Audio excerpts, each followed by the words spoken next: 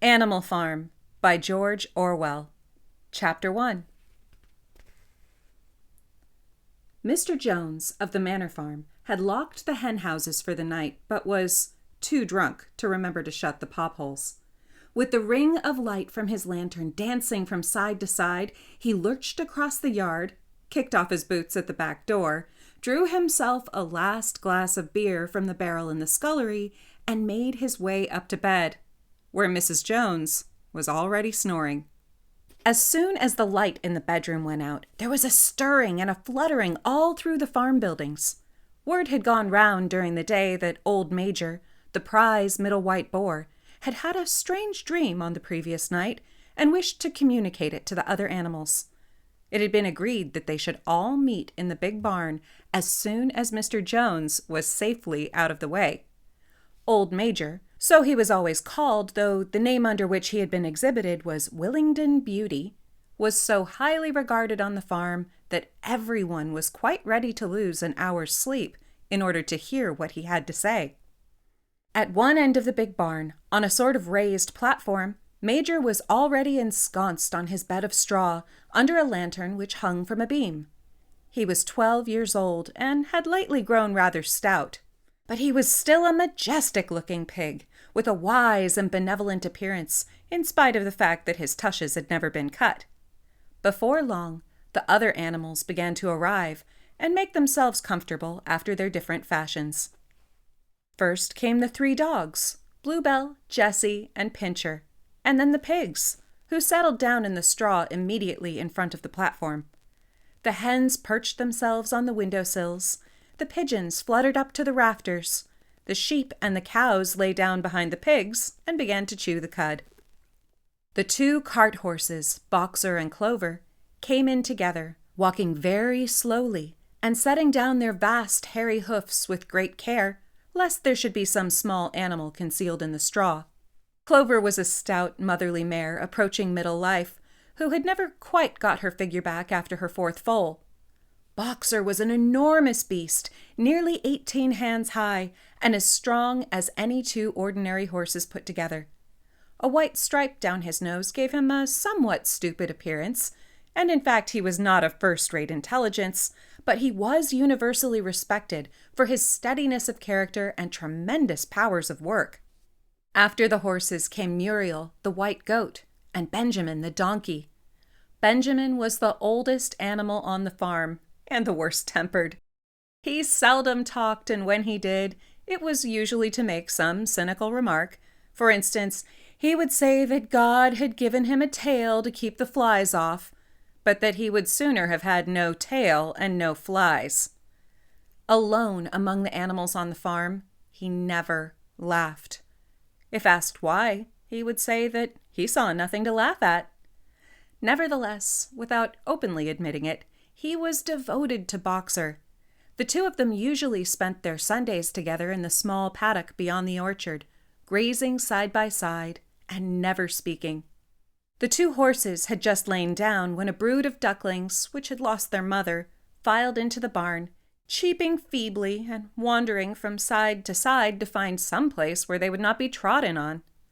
Clover made a sort of wall round them with her great foreleg, and the ducklings nestled down inside it and promptly fell asleep. At the last moment, Molly, the foolish, pretty white mare who drew Mr. Jones's trap, came mincing daintily in, chewing at a lump of sugar. She took a place near the front and began flirting her white mane, hoping to draw attention to the red ribbons it was plaited with. Last of all came the cat, who looked round as usual for the warmest place, and finally squeezed herself in between Boxer and Clover. There she purred contentedly throughout Major's speech, without listening to a word of what he was saying. All the animals were now present, except Moses, the tame raven, who slept on a perch behind the back door. When Major saw that they had all made themselves comfortable and were waiting attentively, he cleared his throat and began. Comrades, you have heard already about the strange dream that I had last night, but I will come to the dream later. I have something else to say first. I do not think, comrades, that I shall be with you for many months longer, and before I die, I feel it my duty to pass on to you such wisdom as I have acquired. I have had a long life. I have had much time for thought as I lay alone in my stall, and I think I may say that I understand the nature of life on this earth as well as any animal now living. It is about this that I wish to speak to you. Now, comrades, what is the nature of this life of ours? Let us face it. Our lives are miserable, laborious, and short. We are born, we are given just so much food as will keep the breath in our bodies, and those of us who are capable of it are forced to work to the last atom of our strength. And at the very instant that our usefulness has come to an end, we are slaughtered with hideous cruelty. No animal in England knows the meaning of happiness or leisure after he is a year old. No animal in England is free. The life of an animal is misery and slavery. That is the plain truth. But is this simply part of the order of nature? Is it because this land of ours is so poor that it cannot afford a decent life to those who dwell upon it? No, comrades, 1,000 times no. The soil of England is fertile. Its climate is good. It is capable of affording food in abundance to an enormously greater number of animals than now inhabit it. This single farm of ours would support a dozen horses, 20 cows, hundreds of sheep, and all of them living in a comfort and a dignity that are now almost beyond our imagining. Why, then, do we continue in this miserable condition? Because nearly the whole of the produce of our labour is stolen from us by human beings. There, comrades, is the answer to all our problems. It is summed up in a single word: man. Man is the only real enemy we have. Remove man from the scene, and the root cause of hunger and overwork is abolished forever. Man is the only creature that consumes without producing. He does not give milk. He does not lay eggs. He is too weak to pull the plough. He cannot run fast enough to catch rabbits. Yet he is lord of all the animals. He sets them to work. He gives back to them the bare minimum that will prevent them from starving, and the rest he keeps for himself. Our labour tills the soil. Our dung fertilises it. And yet there is not one of us that owns more than his bare skin. You cows that I see before me, how many thousands of gallons of milk have you given during this last year? And what has happened to that milk which should have been breeding up sturdy calves? Every drop of it has gone down the throats of our enemies. And you hens, how many eggs have you laid in this last year? And how many of those eggs ever hatched into chickens? The rest have all gone to market to bring in money for Jones and his men. And you, Clover, where are those 4 foals you bore, who should have been the support and pleasure of your old age? Each was sold at a year old. You will never see one of them again. In return for your 4 confinements and all your labour in the fields, what have you ever had, except your bare rations and a stall? And even the miserable lives we lead are not allowed to reach their natural span. For myself, I do not grumble, for I am one of the lucky ones. I am 12 years old and have had over 400 children. Such is the natural life of a pig. But no animal escapes the cruel knife in the end. You young porkers who are sitting in front of me, every one of you will scream your lives out at the block within a year. To that horror we must all come. Cows, pigs, hens, sheep, everyone. Even the horses and the dogs have no better fate. You, boxer, the very day that those great muscles of yours lose their power, Jones will sell you to the knacker, who will cut your throat and boil you down for the foxhounds. As for the dogs, when they grow old and toothless, Jones ties a brick round their necks and drowns them in the nearest pond. Is it not crystal clear, then, comrades, that all the evils of this life of ours spring from the tyranny of human beings? Only get rid of man, and the produce of our labour will be our own. Almost overnight we could become rich and free. What then must we do? Why, work night and day, body and soul, for the overthrow of the human race. That is my message to you, comrades. Rebellion. I do not know when that rebellion will come. It might be in a week or in 100 years. But I know, as surely as I see this straw beneath my feet, that sooner or later justice will be done. Fix your eyes on that, comrades, throughout the short remainder of your lives. And above all, pass on this message of mine to those who come after you, so that future generations shall carry on the struggle until it is victorious. And remember, comrades, your resolution must never falter. No argument must lead you astray.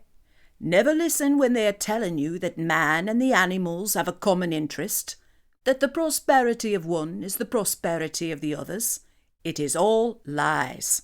Man serves the interests of no creature except himself.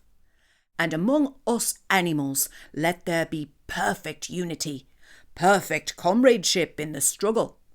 All men are enemies. All animals are comrades. At this moment there was tremendous uproar. While Major was speaking, 4 large rats had crept out of their holes and were sitting on their hindquarters, listening to him. The dogs had suddenly caught sight of them, and it was only by a swift dash for their holes that the rats saved their lives. Major raised his trotter for silence. Comrades, he said, here is a point that must be settled. The wild creatures, such as rats and rabbits, are they our friends or our enemies? Let us put it to the vote. I propose this question to the meeting. Are rats comrades? The vote was taken at once, and it was agreed by an overwhelming majority that rats were comrades. There were only 4 dissidents, the 3 dogs and the cat, who was afterwards discovered to have voted on both sides.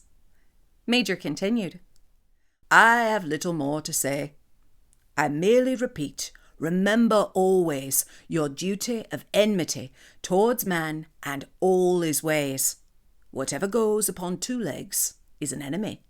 Whatever goes upon 4 legs, or as wings, is a friend.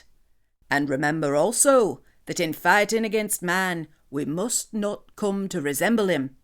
Even when you have conquered him, do not adopt his vices. No animal must ever live in a house, or sleep in a bed, or wear clothes, or drink alcohol, or smoke tobacco, or touch money, or engage in trade. All the habits of man are evil. And above all, no animal must ever tyrannize over his own kind. Weak or strong, clever or simple, we are all brothers. No animal must ever kill any other animal. All animals are equal. And now, comrades, I will tell you about my dream of last night. I cannot describe that dream to you. It was a dream of the earth as it will be when man has vanished. But it reminded me of something that I had long forgotten. Many years ago, when I was a little pig, my mother and the other sows used to sing an old song of which they knew only the tune and the first 3 words. I had known that tune in my infancy, but it had long since passed out of my mind. Last night, however, it came back to me in my dream. And what is more, the words of the song also came backwards, I am certain, which were sung by the animals of long ago and have been lost to memory for generations. I will sing you that song now, comrades. I am old and my voice is hoarse, but when I have taught you the tune, you can sing it better for yourselves. It is called Beasts of England. Old Major cleared his throat and began to sing. As he said, his voice was hoarse, but he sang well enough, and it was a stirring tune, something between Clementine and La Cucaracha. The words ran, Beasts of England, beasts of Ireland, beasts of every land and clime, hearken to my joyful tidings of the golden future time. Soon or late the day is coming, tyrant man shall be o'erthrown, and the fruitful fields of England shall be trod by beasts alone. Rings shall vanish from our noses, and the harness from our back. Bit and spur shall rust forever, cruel whips no more shall crack.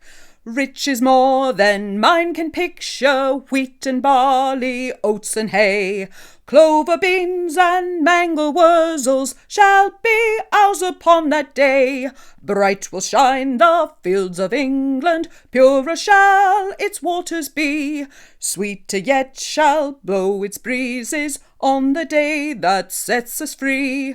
For that day we all must labour, though we die before it break.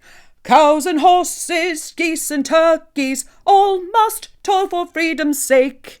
Beasts of England, beasts of Ireland, beasts of every land and clime, hearken well and spread my tidings of the golden future time.